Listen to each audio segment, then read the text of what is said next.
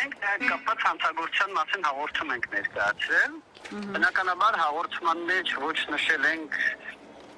հնարավոր պարտադրողների կամ այսինքն մենք նույնիսկ որևիցե մանրամաս չգիտենք։ Որևիցե այլ բան չգիտենք, բայց դատախազության ուշադրությունն են գրավել այդ հարցազրույցին եւ խնդրել ենք քննել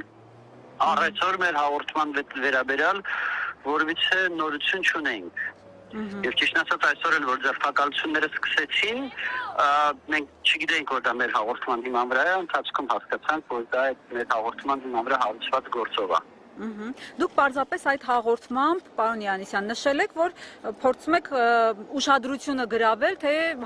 հավաքներին հարկադրելու իմաստով ինչ գործողություն է։ Այո, մենք միշտ դա անում ենք, այսինքն կապ չունի ով ենթադրյալ կատարողը, երբ որ հրապարակային դաշտում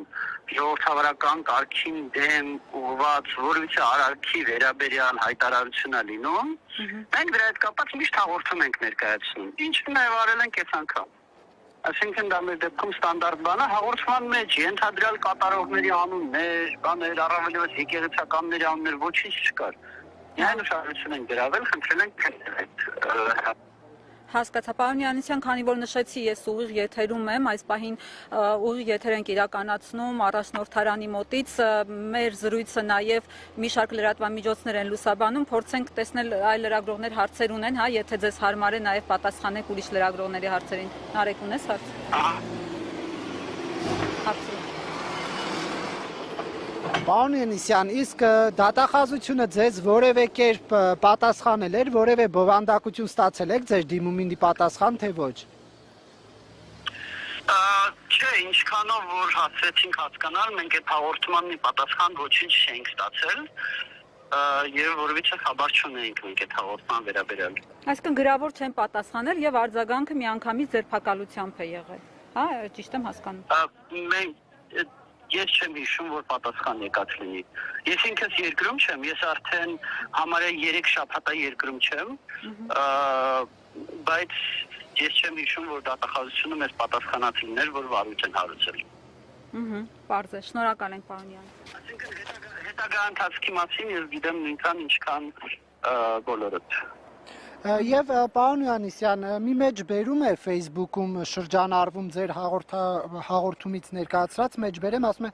քանի որ հավաքներին մասնակցել է թե հին, թե նոր քրեական օրենսգրքով արգելված արարք է։ Մասնակցել է, չէ, այդտեղ տարածքալ կա, այդտեղ վրիպակ կա, ոչ թե մասնակցել է, այլ մասնակցելուն պարտադրել է։ Բնականաբար հավաքին մասնակցելը քրեորեն պատժելի չի, մասնակցելուն պարտադրել է, հաղորդագրության մեջ վրիպակ կա։ Այդ դեպքում դա ինչպես է հիմք ընդունել դատախազությունը, եթե վրիպակ կա։ Չէ, վրիպակը մեր հաղորդագրության մեջ է, ոչ թե հանցագործության մասին հաղորդման։ Հա, լավ եղավ, մերսի շատ։ Շնորհակալ եմ, պարոն։ Վրիպակը մամուլի հաղորդագրության մեջ է։ Հանցագործության մասին հաղորդման մեջ նկարագրված է թե արարքը երբ է քրեականացվել, դե արարքը քրեականացվել է 21 թվականի մայիսին, բայց քանի որ խոսքը 21 թվականի նախընտրական քարոզարշավի մասին է, դա հունիսին է եղել եւ արդեն այդ ժամանակ քրեականացված արարքը։ Հասկացանք, շնորհակալ եմ։ Երբիսի մեդիայի հարգելի հետևորդներ, զրուցում էինք Դանիել Յովհաննիսյանի հետ, ում հասարակական կազմակերպության բողոքի հիման վրա էլ ձերբակալվել են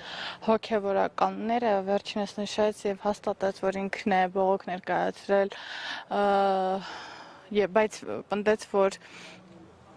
անուններ հոգևորականների չի հնչեցրել եւ միայն մամուլից է տեղեկացել, որ